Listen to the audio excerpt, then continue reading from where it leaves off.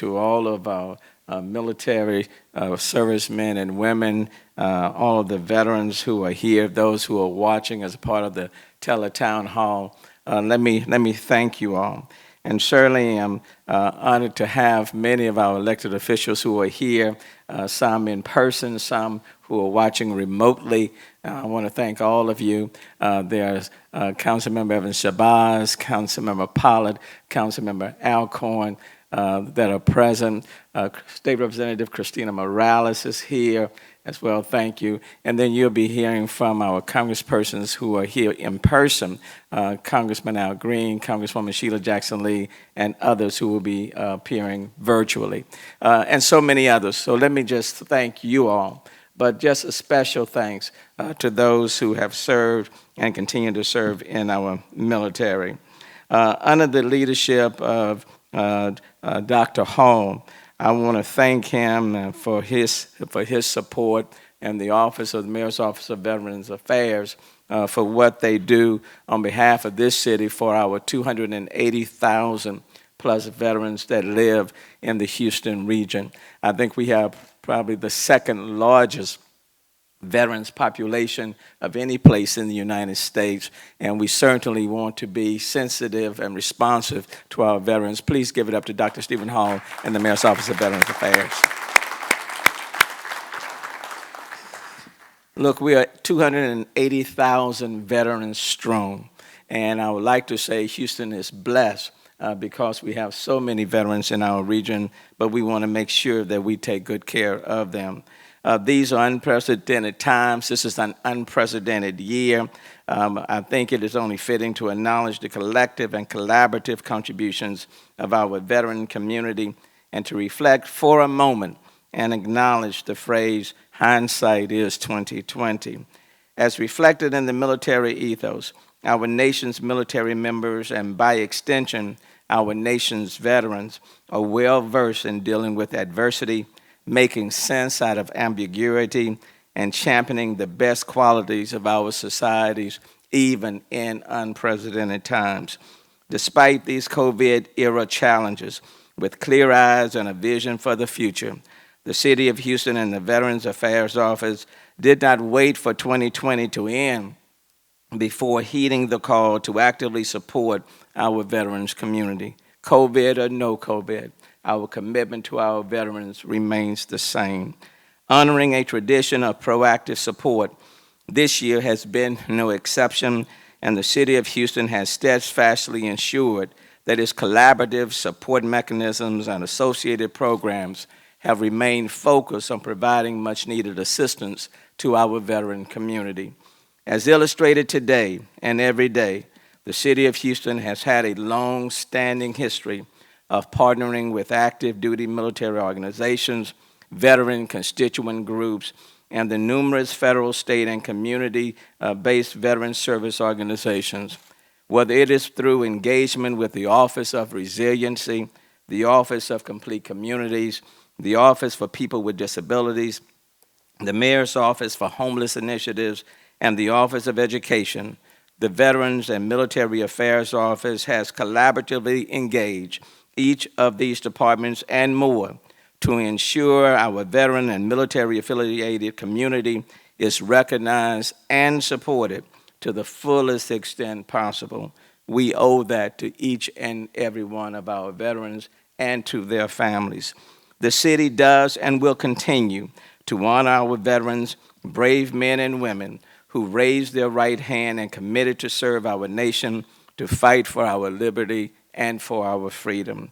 Freedom comes at a very high price, and as you all know, freedom is not free. A lot of people have made it possible for us to be right here in the Legacy Room at the City of Houston, in every city hall, in every city in our country, and that just didn't happen on its own. Our veterans have served in every branch of the military, in every era, during peacetime and war, during national disasters and hurricanes and pandemics, and long after having taken off the uniform. Our veteran community continues to serve at every level throughout the public and private sector. And that's evident today by the MC that we have today. Still a Marine, no longer in active service, but he is actively engaged in our community. And Bill is not the only one.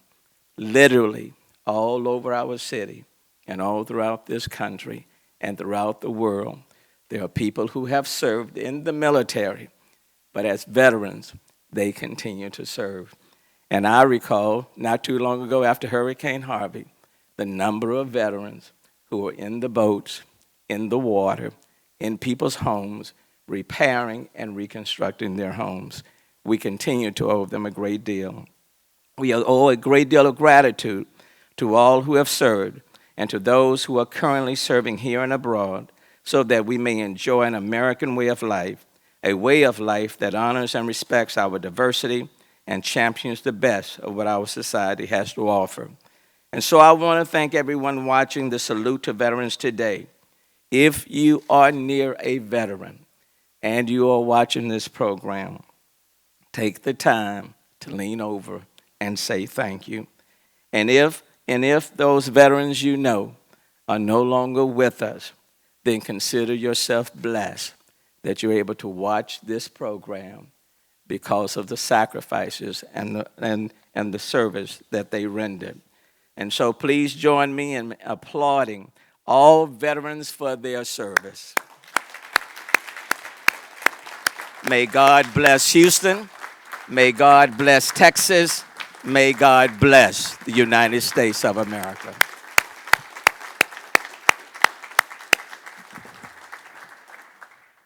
Please join me in welcoming General Ronald R. Ragin.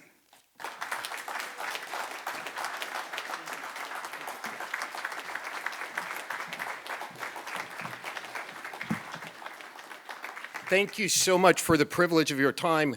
You know, as I was coming in today, I was so excited that I put my jacket on, and I was coming from the parking garage, and one of my stars fell off. And so I am literally a one-star general. You know, this is one of my favorite days, because I remember growing up as a child, I had this huge imagination, and I would play with these little green toy soldiers, and I had hundreds of them. And I remember I would look and watch movies like The Longest Day. You know, you remember those movies? A Bridge Too Far. And I just had this imagination, and I would put them all over the place. I would reenact D-Day, and I would stay up late watching another one and then reenact it. And then my big brother would come in, and he would say, "I'm Godzilla." And just knock him over. That wasn't necessary, but it's a great day for me. You know, I am the grandson of a veteran. I am a son of a veteran, and one day I too will be a veteran. Good morning, Mayor Turner, distinguished visitors, all our elected officials. Thank you so much for everything you're doing to recognize all of our military members. It just, your words touch me so much. And on their behalf, I just say thank you all. And all our distinguished visitors, ladies and gentlemen, thank you for inviting me to this wonderful city of Houston and the privilege of your time. The current pandemic might have slowed us down a little bit, but you know what? It's not going to stop the bond that we have for this city, and it will not stop the bond that we have for all of our veterans around the world. On behalf of the 3 Corps Commander, Lieutenant General Pat White, and Command Sergeant Major Burgoyne, it is an honor for me to join you on today. Today marks the 102nd anniversary of the armistice that ended the fighting in World War I in 1918. Formed in May of 1917 was a 3rd Armored Corps. They participated in the Isein-Marne, the Meuse-Argonne campaigns, and was instrumental in the resolution of World War I that resulted in over 116,000 American deaths. Originally called Armistice Day, on November 11th was renamed Veterans Day in 1954 to commemorate all the veterans from all our services that honorably served this nation. 3 Corps is known as the Phantom Corps, also known as America's Hammer. It comprises about 18% of our Army's total in strength and about 40% of the Army's combat power. Our soldiers are the toughest, the leanest, and the meanest in America's arsenal. The Phantom Warriors have served in every conflict from World War I to our current Operation Inherent Resolve. Today, 8,000 members of the 3rd Armored Corps deployed across 5 different continents, protecting our national interest, assuring our allies and our partners, and preserving our way of life. At home, the Corps has supported America's response to COVID-19. We've also supported, forest fires and the response to those. We've also aided communities like Houston and others to fight hurricanes. On this day, we must take the time to honor those who have served in uniform. We must take the time today to honor those that have faced danger on behalf of our country. Likewise, our success cannot be accomplished without their enduring support, as was recognized, of all of our military families. They stand with us, and let's give them a round of applause as well.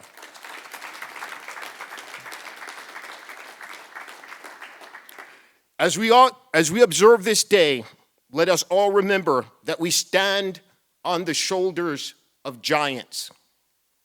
Giants who have established a legacy of bravery. Giants who have been courageous. Giants who have made the ultimate sacrifice. Those giants served in Meuse-Argonne campaigns in France. They were on Omaha Beach, Utah Beach, and on D-Day. They were at Bastogne in the Ardennes forest. There were giants that sacrificed at Pearl Harbor, Midway, Guadalcanal, and Iwo Jima. There were giants that fought in the Chosin Reservoir. There were giants that have fought in the rice paddies of Vietnam, in Saigon, and on Pork Chop Hill. There were giants that died at 9/11. They fought in the Hindu Kush Mountains of Afghanistan. There were giants down in the Helmand River Valley. They fought in Baghdad, Mosul, Fallujah, and most recently in Syria. There are giants on watch right now. They're in the South and East China Sea. There are giants that are in Syria right now. There's giants on the far eastern plains of Europe. They're standing watch, protecting our values, protecting our freedoms. And there are giants all amongst us. There's an estimated 21.8 million veterans in the United States. 1.6 million of those veterans reside right here in Texas, second only to California. Of those veterans, there's an estimated 325,000 that served in World War II out of a 16 million veterans. There's an estimated 2.25 veterans living that served in the Korean War. There's 7.3 million veterans that heroically served in Vietnam, and 2.7 that served in Iraq and Afghanistan. Texas alone, there's 75 Medal of Honor winners, 38 of them that died posthumously. These are the giants. The giants are men and women. The giants come from every race and ethnicity. They represent everything that is good about this nation. They represent the hope of a better tomorrow. They're serving as teachers, doctors, engineers, social workers, community leaders, and many of them are representatives as well. They continue to serve communities, making positive contributions, building a stronger futures and inspiring the future generations. Please join me in giving all of our giants, our veterans, a round of applause.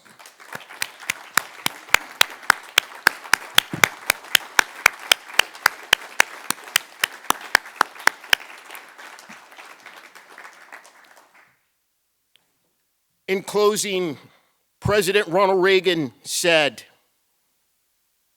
"Freedom is never more than one generation away from extinction.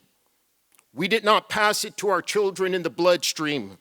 It must be fought for, protected, and handed down to them to do the same. Regardless of military branch, Army, Navy, Air Force, Marines, and our Coast Guard, this day belongs to you. To the generations of patriots, the giants, our veterans, we thank you for paying the high price of freedom. There is no weapon more formidable than the free will of men and women. Thank you for that freedom. Ladies and gentlemen, thank you for your continued support and for taking the time to remember our nation's heroes. People first, winning matters, Army strong.